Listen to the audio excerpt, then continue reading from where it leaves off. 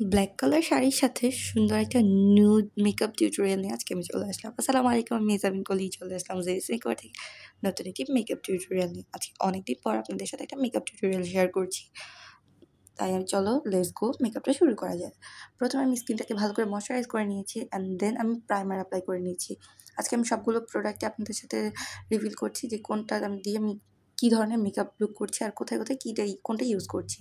প্রথমে আমি W7 এর একটা প্রাইমার ইউজ করে নিচ্ছি আর তারপর সেই প্রাইমারটাকে সেট করতে দিয়ে আমি চলে গেলাম আই মেকআপে। প্রথমে আমি সানিয়া একটা আইব্রো পেন্সিল দিয়ে আমি সুন্দর করে আইব্রোটাকে ড্র করে নিয়েছি আর কনসিলার ইউজ করেছি আমি বিউটি গ্লাসের।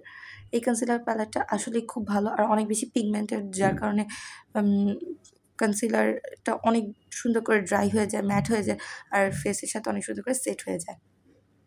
দেন আমি আজকে একটা স্মোকি আই লুক করছি, একদম সফট একটা আই লুক।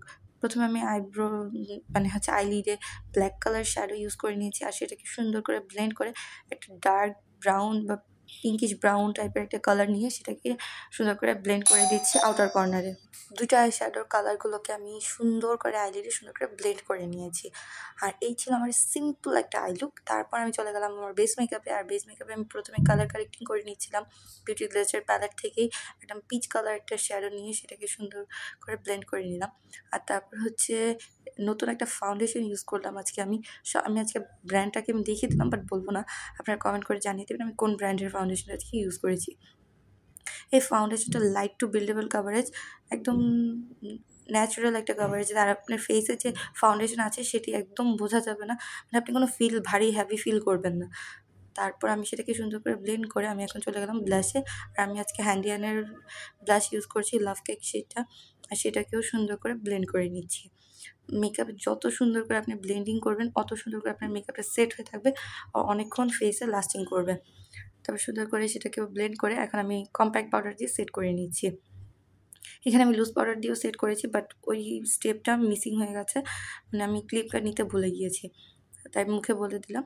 তারপর আমি এখানে কন্ট্রোলিং করে নিলাম একটা প্যালেট থেকে, আর সেটা একদম লাইট কালার একটা কন্ট্রোল শেড ইউজ করে নিচ্ছি। যেহেতু আমি আজকে বাইরে কোথাও যাচ্ছিলাম না, আপনাদের জন্য রেডি হচ্ছিলাম, সো আমি একদম লাইট কাভারেজের লাইট একটা মেকআপ করছিলাম, নিউডিশ টাইপের। দেন আমি একটু ব্লাশ অ্যাপ্লাই করে নিলাম, পাউডার ব্লাশ। তারপর আমি হাইলাইটার ইউজ করে নিচ্ছি, একদম গালটা ভরে ভরে হাইলাইটার। আজকে আমি শ্যাম্পেন কালারের হাইলাইটার ইউজ করে নিচ্ছি, সেটাকেও সুন্দর করে ব্লেন্ড করে দিচ্ছি যেখানে যেখানে আমার প্রয়োজন হাইলাইটিং করার। তারপর আমি নুড কালার কাজল ইউজ করতাম হলে, বাট আমার মনে হলো যে এখানে আমি হোয়াইট কাজল ইউজ করলে ভালো। তারপর আমি হোয়াইট কালার কাজল ইউজ করে নিলাম আর চোখের নিচেও সুন্দর করে মেকআপটাকে করে নিচ্ছি। চোখের নিচেও আমি সেম দুইটা শাড়ি ইউজ করে নিয়েছি, ব্ল্যাক অ্যান্ড পিচ বা পিঙ্কিশ ব্রাউন কালার শ্যাডোটা। তারপর আমি ইনার কর্নারটাকে আর ব্রাউনটাকেও হাইলাইট করে নিলাম। আর তারপর আমি আজকে আইলাইনার ইউজ করছি আমার ইনার কর্নারে।